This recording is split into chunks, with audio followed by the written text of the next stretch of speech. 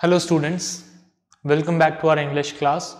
Today we are going to start a new chapter from class 9th Moments book, and the name of the chapter is Weathering the Storm in Arsama. ठीक है, सबसे पहले title का meaning समझ लेते हैं कि इस टाइटल का मीनिंग क्या है.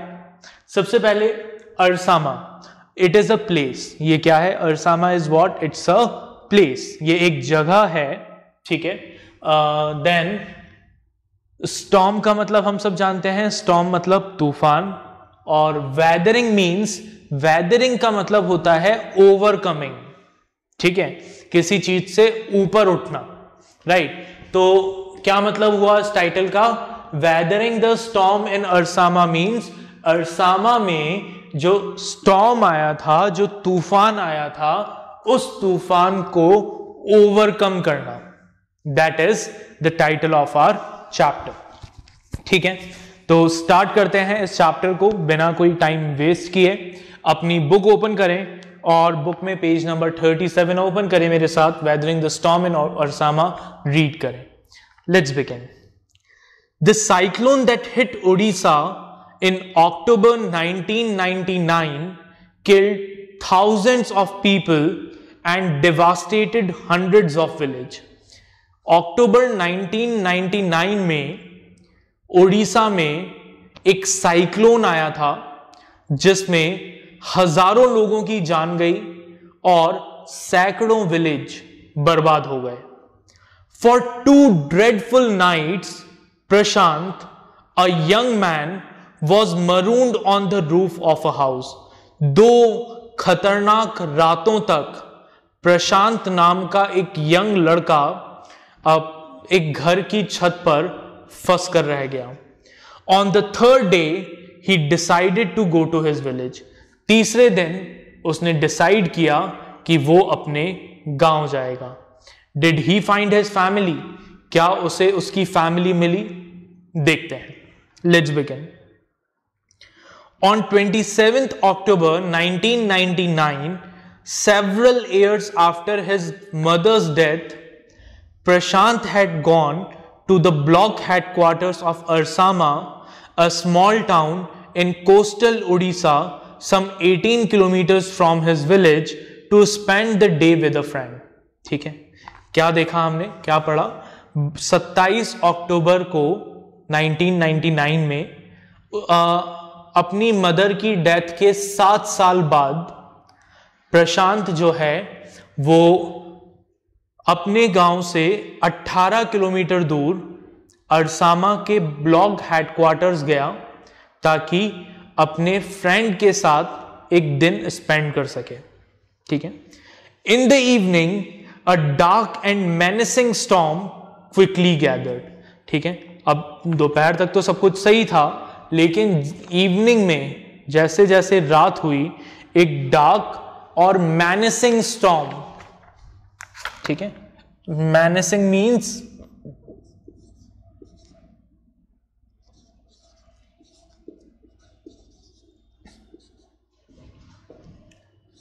Dangerous and harmful.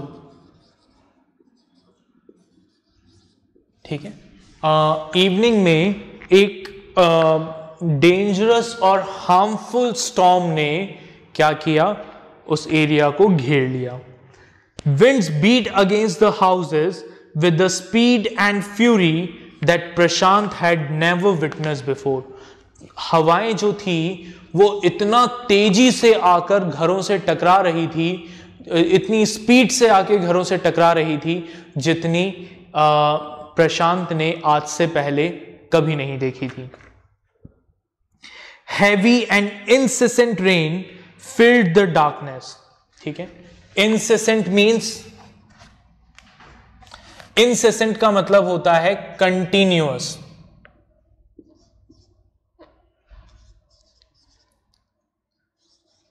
incessant means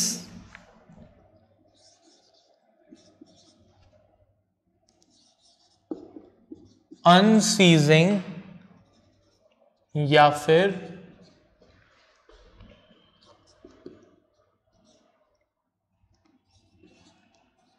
continuous. ठीक है, लगातार बारिश हो रही थी और उस बारिश ने अंधेरे को भर दिया था। Ancient trees were uprooted and crashed to the earth. जो एंशियंट ट्रीज थे, पुराने पुराने सालों पुराने पेड़, बड़े बड़े पेड़, वो तक जमीन से उखड़कर नीचे गिर गए थे। Screams rent the air as people and houses were swiftly washed away. लोगों के चिल्लाने की आवाजें सुनाई दे रही थी जैसे जैसे लोग और घर पानी के साथ बहते जा रहे थे। The angry waters swirled into his friend's house neck deep। अब वो जो पानी था वो प्रशांत के फ्रेंड के घर में भी घुस गया और गले तक पानी भर गया। The building was of brick and mortar and was strong enough to survive the devastation of the wind's velocity of 350 kilometers per hour। अब लकीली प्रशांत के फ्रेंड का जो घर था वो एक पक्का मकान था जो ईंट और सीमेंट से बना हुआ था और वो इतना मजबूत था कि वो 350 किलोमीटर पर आवर की स्पीड से बहने वाली हवाओं को फेस कर सके। ठीक है, but the cold terror of the family grew with the crashing of trees that had got uprooted and fallen on their house some time in the middle of the night damaging its roof and walls. लेकिन इनकी मुसीबतें कब बढ़ी? अभी तक तो पानी अंदर था लेकिन फिर भी ये सेफ थे, लेकिन प्रॉब्लम कब स्टार्ट हुई? The cold terror of the family grew. Cold terror, सर्दी का जो आतंक था वो कब शुरू हुआ? जब आधी रात को, ठीक है, कुछ पेड़ गिरकर, कुछ पेड़ उखड़कर इनके घर, इसके फ्रेंड की घर की छत पर गिर गए और उन्होंने छत को डैमेज कर दिया। तो अब ये गीले तो वैसे ही थे और घर की जो रूफ थी वो डैमेज हो गई थी, कोई वॉल डैमेज हो गई थी। इस वजह से क्या हुआ? हवा अंदर आने लगी तो इनको ठंड की वजह से ज्यादा परेशानी होने लगी। The crazed destruction wrought by the cyclone and the surge of the ocean continued for the next 36 hours, although wind speed had reduced somewhat by the morning। अब ये जो क्रेज्ड डिस्ट्रक्शन, पागलों जैसी तबाही थी, जो कौन लेकर आया था? साइक्लोन लेकर आया था। ठीक है, ये कब तक चलता रहा? ये अगले 36 घंटों तक, नेक्स्ट 36 आवर्स तक चलता रहा। हालांकि हवा की जो स्पीड थी वो अगली सुबह तक काफी हद तक कम हो गई थी। To escape the water rising in the house, Prashant and his friends family had taken refuge on the roof. अब घर में पानी लगातार बढ़ता जा रहा था तो उससे बचने के लिए प्रशांत और उसकी फैमिली, जो प्रशांत और उसके फ्रेंड की जो फैमिली थी, वो लोग कहां चले गए? छत पे चले गए। Prashant will never forget the shock he experienced at his first glimpse of the devastation brought by the super cyclone in the grey light of early morning। और जब अगले दिन सुबह हुई तो प्रशांत ने जो नज़ारा देखा, उस नज़ारे को वो अपनी जिंदगी में कभी नहीं भूल पाएगा।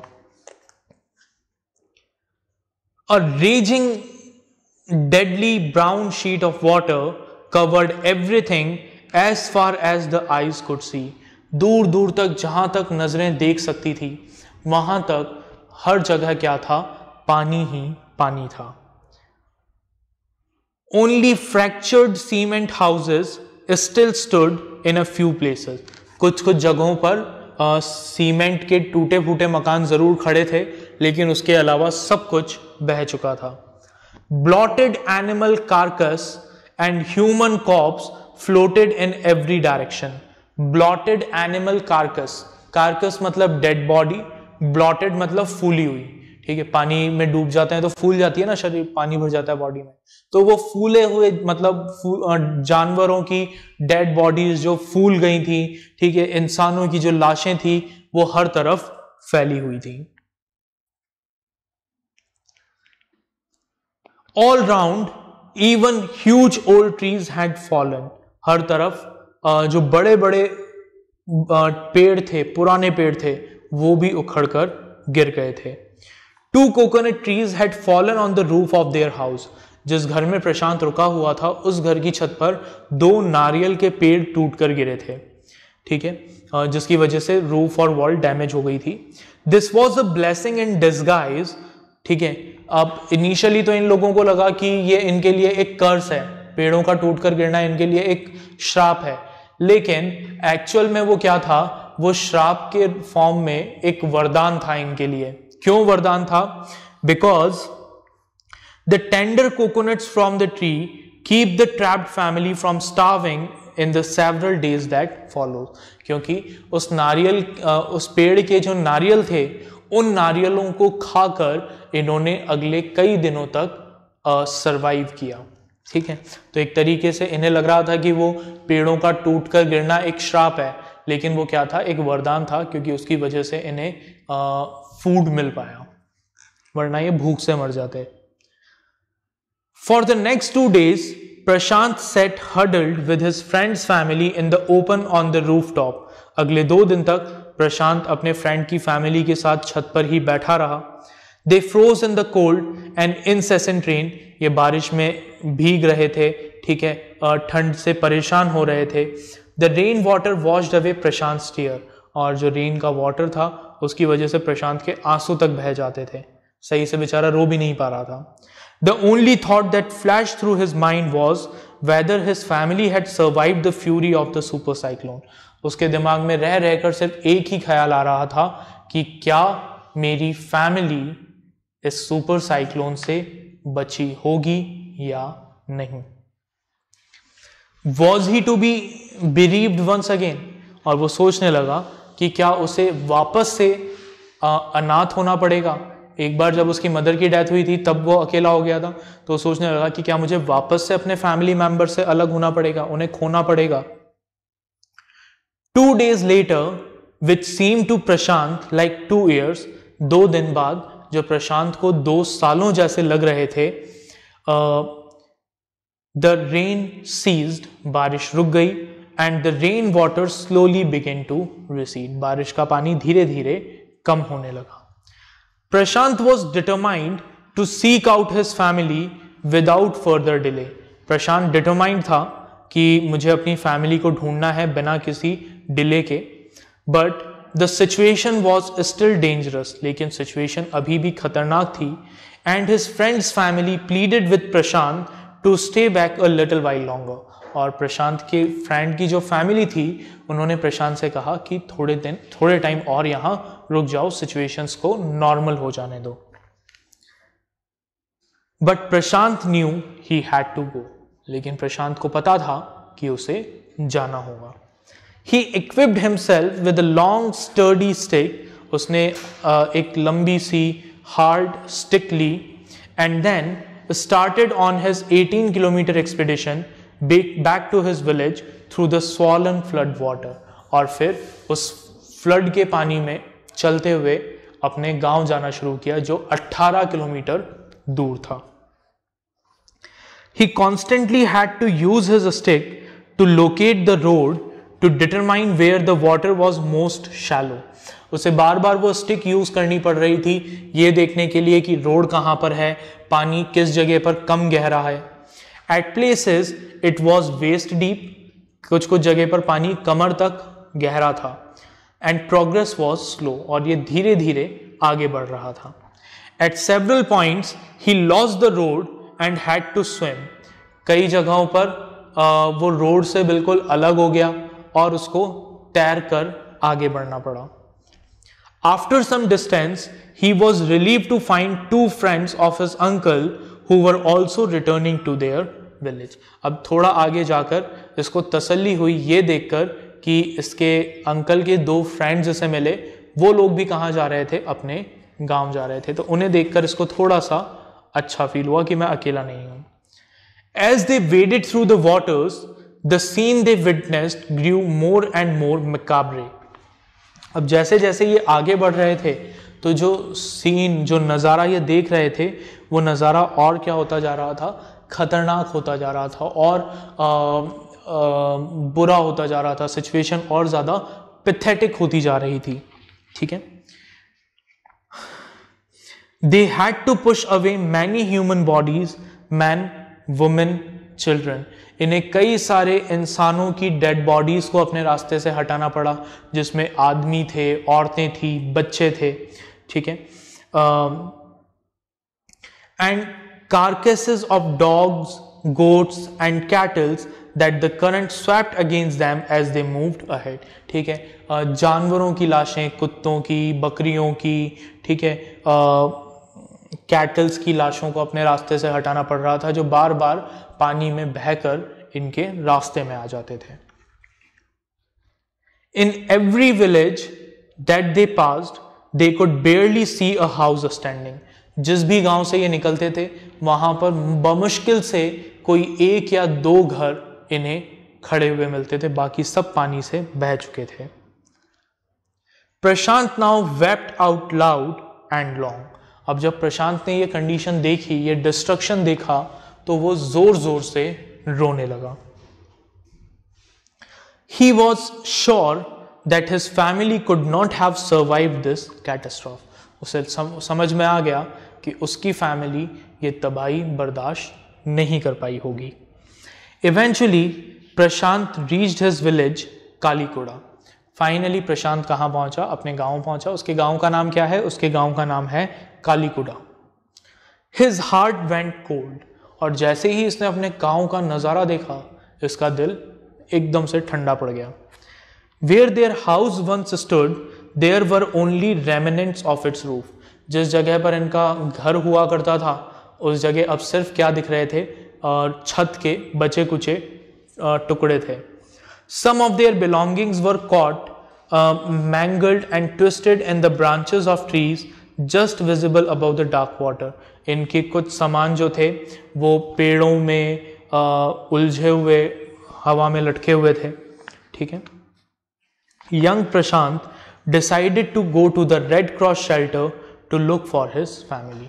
प्रशांत ने डिसाइड किया कि वो रेड क्रॉस शेल्टर जाकर अपनी फैमिली को ढूंढेगा, ठीक है। रेड क्रॉस क्या है? एनजीओ है। Among the first people he saw in the crowd was his maternal grandmother. अब भीड़ में जो पहले लोग इसे दिखे उनमें कौन था? इसकी मैटरनल ग्रैंडमदर। मैटरनल ग्रैंडमदर मतलब ग्रैंडमदर फ्रॉम मदर साइड, यानी इसकी नानी थी। Weak with hunger she rush to him. Hunger से कमजोर वो भागकर प्रशांत के पास आई। Her hands out reached, her eyes brimming. हाथ ऐसे फैले हुए और आंखों में अपनों से मिलने की चमक। It was a miracle. ये एक मिरेकल ही था, ये एक चमत्कार ही था। They had long given him up for dead, क्योंकि वो तो ये मान चुके थे, जिस तरीके से प्रशांत ने ये मान लिया था कि उसकी फैमिली नहीं बची होगी, उसी तरीके से उन लोगों ने भी ये मान लिया था कि प्रशांत इस स्टॉर्म को सरवाइव नहीं कर पाया होगा। Quickly words spread and his extended family gathered around him. जल्दी ये खबर फैल गई प्रशांत आया है, तो उसके फैमिली के सब लोग उसके चारों तरफ इकट्ठा हो गए। And hugged him tight in relief, उसको जोर से गले लगाया रिलीफ में। प्रशांत एंग्जियसली scanned his Motley battered group. उसने एंग्जियसली जल्दी जल्दी अपने उस बिछड़े हुए ग्रुप को देखा कि कोई मिसिंग तो नहीं है। His brother and sister, his uncles and aunts, they all seem to be there. सब लोग वहां थे, सब लोग सेफ थे। By the next morning, as he took in the desperate situation in the shelter, he decided to get a grip over himself. अगली सुबह जब उसने उस शेल्टर की डेस्परेट कंडीशंस को देखा, तो उसने देखा कि वो अपने आप को कंट्रोल करेगा और फिर इस सिचुएशंस को थोड़ा सा नॉर्मल बनाने की कोशिश करेगा। He sensed a deathly grief settling upon the 2500 strong crowd in the shelter. उसने देखा कि इस शेल्टर में जो 2500 लोग हैं वो बहुत ज्यादा उदास हैं, दुखी हैं अपने लॉस को लेकर। 86 lives were lost in the village. उनके गांव में टोटल 86 लोगों की डेथ हुई थी। All the 96 houses had been washed away. 96 की 96 घर जो थे वो तूफान में बह गए। It was their 4th day at the shelter. ये उनका चौथा दिन था उस शेल्टर में। So far they had survived on green coconuts. अब तक वो कच्चे नारियल खाकर जिंदा थे, but there were too few to go around such a tumult of people. लेकिन लोग बहुत ज्यादा थे और नारियल बहुत कम, तो अब वो भी ज्यादा लंबे समय तक नहीं चलने वाले थे। Prashant, all of 19 years, decided to step in as leader of his village if no one else did. प्रशांत जो अभी सिर्फ 19 साल का था, उसने डिसाइड किया कि वो इस गांव के लीडर की तरह आगे आएगा अगर कोई और आगे नहीं आ रहा है तो किसी ना किसी को तो इनिशिएटिव लेना ही होगा. He organized a group of youths and elders to jointly pressurize the merchant once again to part with his rice. उन्होंने यूथ और एल्डर्स का एक ग्रुप बनाया और उनसे कहा कि भाई आप जाओ और जो मर्चेंट है उसको जाकर प्रेशराइज करो कि उसका जो चावल है, उसका जो राइस है वो हम लोगों को दे दे, क्योंकि अभी इतनी बुरी सिचुएशन है, हम सब भूखे मर रहे हैं, तो आप उसको प्रेशराइज करिए कि वो हमें दे दे. This time, the delegation succeeded and returned triumphantly, wading through the receding waters with food for the entire shelter. इस बार वो लोग सक्सेसफुल हुए और विक्टोरियसली अपने साथ खाना लेकर, पूरे शेल्टर के लिए खाना लेकर आए. No one cared that the rice was already rotting. किसी ने इस बात पर ध्यान ही नहीं दिया कि वो चावल जो था वो ऑलरेडी सड़ना शुरू हो गया था. Branches from लेकिन अब जो लोग भूख से मर रहे हैं उनके लिए रॉटन राइस भी क्या है, सफिशिएंट है. Branches from fallen trees were gathered to light a reluctant and slow fire. जो गिरे हुए पेड़ थे उनकी ब्रांचेस को इकट्ठा किया ताकि आग जलाई जा सके, एक धीमी आग जलाई जा सके. On which to cook the rice, जिस पर चावल को गर्म किया जाए. For the first time in 4 days, the survivors at the cyclone shelter were able to fill their bellies. 4 दिन में पहली बार साइक्लोन शेल्टर के जो सर्वाइवर थे वो अपना पेट भर पाए. His next task was to organize a team of youth volunteers to clean the shelters of filth, urine, vomit, and floating carcass, and to tend to the wounds and fractures of the many who had been injured. अब प्रशांत का अगला काम क्या था? प्रशांत का अगला काम था यूथ वॉलंटियर्स की एक टीम ऑर्गेनाइज करना जो उस शेल्टर को गंदगी से, यूरिन से, वॉमिट से और डेड बॉडीज से साफ करेंगे और उन लोगों के घावों को का इलाज करना, उन लोगों के घाव की देखभाल करना जिनको या तो फ्रैक्चर हो गया था या जो जख्मी थे. On the 5th day, a military helicopter flew over the shelter and dropped some food parcel. 5वें दिन एक मिलिट्री हेलीकॉप्टर उनके फूड शेल्टर के ऊपर से निकला और उसने क्या किए, कुछ खाने के पैकेट्स गिराए. It then did not return, और उसके बाद दोबारा वो हेलीकॉप्टर आया ही नहीं. The youth task force gathered empty utensils from the shelter. ठीक है, अब यूथ टास्क फोर्स ने क्या किया, एम्प्टी यूटेंसिल्स को इकट्ठा किया, खाली बर्तनों को शेल्टर से इकट्ठा किया. Then they deputed the children to lie in the sand left by the waters around the shelter with their utensils on their stomach to communicate to the passing helicopter that they were hungry. अब उसके बाद प्रशांत ने क्या किया, प्रशांत ने कहा कि भाई आप लोग जाइए, रेत पर लेट जाइए, ठीक है, अपना पेट आसमान की तरफ रखिएगा और पेट के ऊपर वो खाली बर्तन रखिएगा ताकि जो भी हेलीकॉप्टर ऊपर से निकलें उन्हें ये समझ में आ जाए कि हम लोग भूखे हैं. द मैसेज गॉट थ्रू, ये मैसेज आगे मिलिट्री तक पहुंच गया.